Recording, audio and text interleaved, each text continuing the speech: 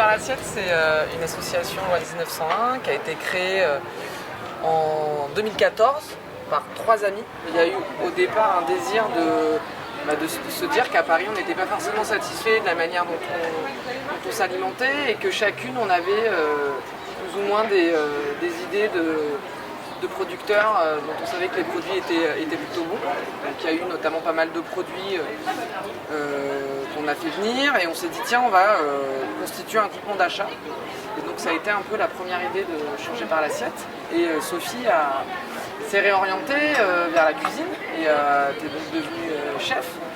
Et tu t'es intéressée de façon un peu plus poussée à la question de l'alimentation. Donc à la fois la cuisine mais aussi une réflexion sur nos pratiques alimentaires, sur les systèmes de production, d'approvisionnement, etc. Et donc il y a eu cette idée de proposer des ateliers de sensibilisation à l'alimentation, plutôt en direction de structures sociales.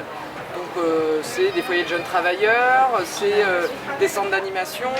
Et toute la démarche est vraiment d'avoir un discours non pas normatif, mais de partir sur les pratiques des personnes. Donc ça c'est vraiment quelque chose qui te tient à cœur, Sophie, de ne pas arriver en ayant la connaissance et c'est comme ça qu'il faut faire.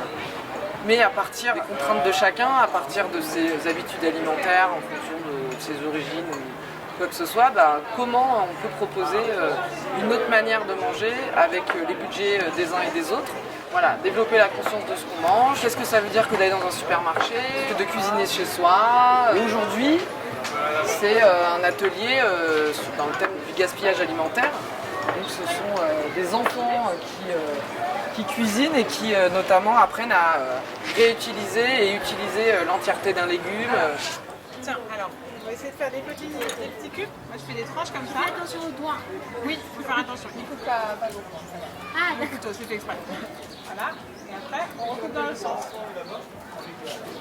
Voilà. Hop. En réalité, derrière la bio, c'est quelque chose qu'on essaye de déconstruire aussi. Il peut y avoir beaucoup de choses et on ne mange pas forcément bien en mangeant bio aujourd'hui. La bio de supermarché, c'est essentiellement des produits qui viennent d'une agriculture biologique qui est industrielle, qui n'est pas cultivée en pleine terre, qui apporte en fait nutritivement notamment ce qu'on appelle de la calorie vide, c'est-à-dire que les gens se remplissent sans se nourrir. Si on prend l'exemple du supermarché, il vaut bien mieux en fait, souvent, acheter des légumes de producteurs du coin, parce que les supermarchés se mettent aussi à travailler avec des petits producteurs, etc., que des produits produits en Espagne sous serre, dans des conditions absolument déplorables, y compris pour les gens qui travaillent, et consommer un aliment qui ne sera pas nutritif du tout, quoi. Parler de l'alimentation, c'est vraiment c'est pas que parler des produits, c'est aussi parler de la manière dont on les consomme, dont on les cuisine. Ouais. Et ça, on est nombreux à pas forcément savoir qu'avec les fans de carottes, on peut faire à bassoul, on peut faire autre chose, etc. Il y a beaucoup d'émissions de télé, de Top Chef, etc. Et en fait, on se rend compte que derrière, il y a aussi une grosse industrie autour des outils de cuisine. Donc en même temps, beaucoup de gens regardent ces émissions-là, mais socialement, ça met beaucoup de gens de côté. Parce qu'il faut avoir le dernier robot, et ça coûte très cher. Donc il y a toute cette économie-là qui est... qu'on tente aussi dans les ateliers de déconstruire, c'est-à-dire qu'on peut cuisiner avec un ou deux couteaux, aussi des petites techniques que Sophie et les autres personnes avec qui on travaille vont donner dans les ateliers. Par exemple, le pain, on est obligé d'avoir une machine à pain, on peut faire du pain dans un four, enfin, il y a tout un tas de techniques et c'est aussi pour déculpabiliser les gens. J'ai le souvenir d'un atelier sur la junk food où on cuisiner nous-mêmes des hamburgers. Ça peut paraître un petit peu fou, mais en réalité dans le hamburger, le problème c'est pas tant les ingrédients, c'est plutôt le fait que ce soit des produits industriels. Donc on a fait notre pain nous-mêmes, on a fait la sauce nous-mêmes, on est allé chercher la viande chez le boucher, etc. Et juste avant ça, on a eu une discussion sur les goûts justement. Qu'est-ce qui vous plaît au McDo? Pourquoi vous y retournez, etc. C'est assez fascinant de voir qu'en fait ce qui plaît c'est le sucre, le sel. Qu'il n'y a pas vraiment de prise de conscience de la finesse en fait d'un goût et de ce qu'il peut y avoir derrière, et que quand les enfants, en l'occurrence ici les adolescents, cuisinent eux-mêmes, c'est assez touchant en fait de voir ce que ça leur fait, de goûter ce qu'ils ont fait, de effectivement se rendre compte que c'est pas la même chose qu'au McDo, que c'est moins radical dans les goûts, et que c'est plus fin, et on sent qu'il y a un vrai plaisir de leur part à manger ce qu'ils ont fait eux-mêmes. trahison. Donc du coup, Changer par l'assiette, c'est 3 activités. Un groupement d'achat, donc c'est 5-6 ventes dans l'année avec des produits directs producteurs qui viennent pas forcément d'Île-de-France. C'est des ateliers de sensibilisation sur l'alimentation, plutôt en direction de structures sociales. Et puis un dernier volet, conférences, table ronde, pour participer à ces débats autour de l'alimentation, des pratiques alimentaires, des circuits de production, des modalités de production. Voilà. Ah oui, ça, du coup, on en a fait. Peut-être pas tout pour qu'on en garde pour ici les enfants après. On va les laisser là pour l'instant, on va faire les petits. Un petit carré. Comme tu veux, franchement. Non, alors le persil c'est ça. Ça, qu'est-ce que c'est? La coriandre. Ouais, pas rien. Je fais de la sauce pour les pâtes par exemple avec. Je les hache tous avec de l'huile d'olive et un peu de sel. C'est super bon. Parce que là, il y a beaucoup de goût là-dedans en fait. Il faut goûter les tiges. Il y a autant de goût, même plus de goût que dans les feuilles. Tiens, tu veux goûter la tige?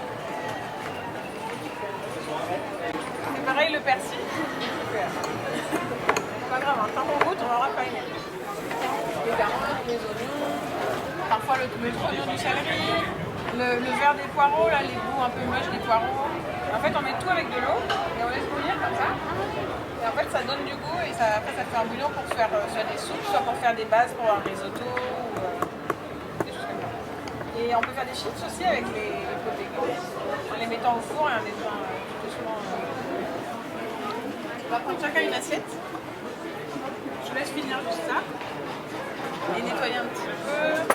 Tu vois, si tu as envie de faire des œufs en carottes, tu fais des œufs en carottes, une bouche en tomate. Tu vois ce que je veux dire? Alors rapidement, il y a un tiers des aliments produits dans le monde qui ne sont pas consommés. Donc c'est absolument énorme. Et en France, c'est à peu près 10 millions de tonnes par an.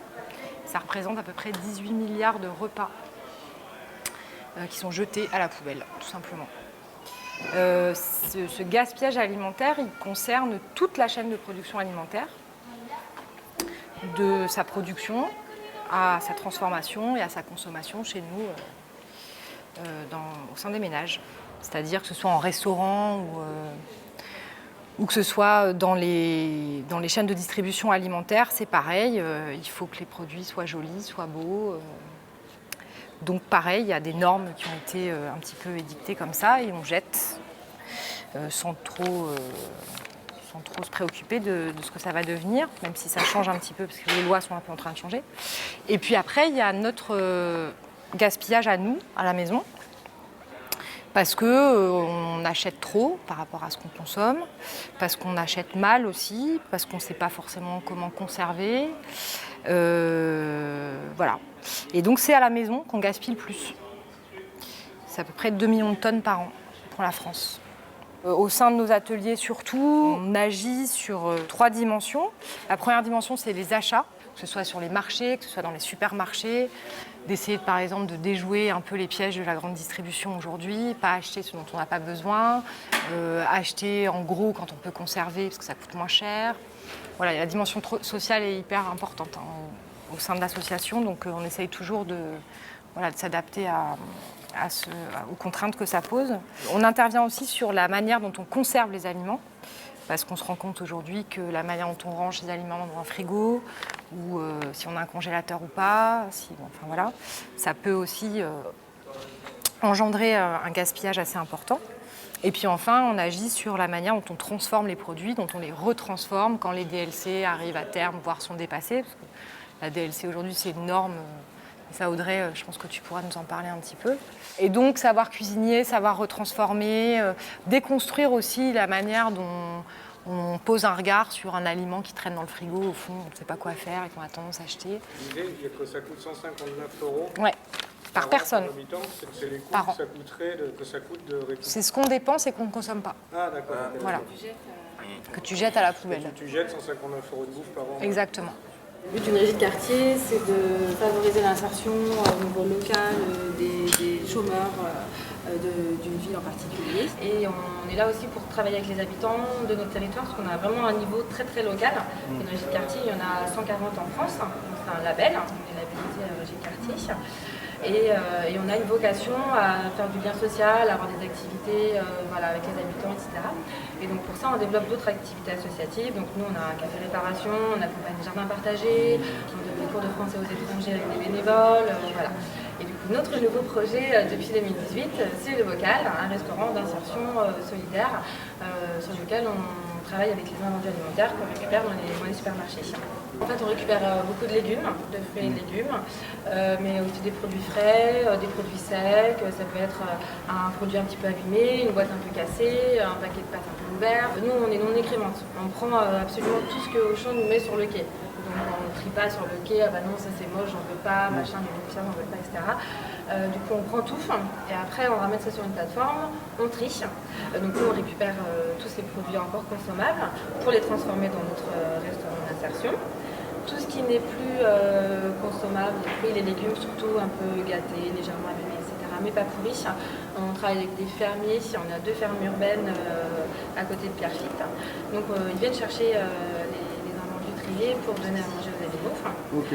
Et tout ce qui est vraiment gâté, pourri, etc., ou la viande qui a date dépassée, parce que pour le coup, la viande et le poisson, les produits très frais, on ne travaille pas sur des dates qui sont dépassées aujourd'hui. Et ben, ça part dans des containers qui nous sont mis à disposition sur des terrains par Moulineau. Ils font part de la plateforme avec presque zéro déchet au final. Et le reste dans les invendus alimentaires sont retravaillés par le Bocal. Voilà, c'est ça. Et donc là, le Bocal, c'est un restaurant associatif? Donc c'est un restaurant dans lequel on a 2 entrepreneuses locales qui sont justement en création d'entreprise et qui cherchaient aussi un labo et un terrain pour pouvoir s'entraîner. Et tous les midis, leur challenge, c'est qu'est-ce que je fais avec les légumes et les produits qui vont ramener de la collecte. Voilà, donc du coup, ça nous permet aussi, nous, d'aller vers des nouveaux métiers, la logistique, le tri, la restauration et sensibiliser également sur un invendu n'est pas forcément quelque chose qui est à jeter. Je fais partie d'une famille où j'ai eu le nez dans l'entrepreneuriat très tôt, mais petite entreprise, petite pas d'industrie. Et la restauration, c'est quelque chose qu'on fait quand on fait ça en famille. On parle du temps, les fêtes, etc. Donc le seul métier qu'on était capable de faire, nous, quand on était adolescents, c'est restaurateur. Parce que l'école, on fait ça très vite.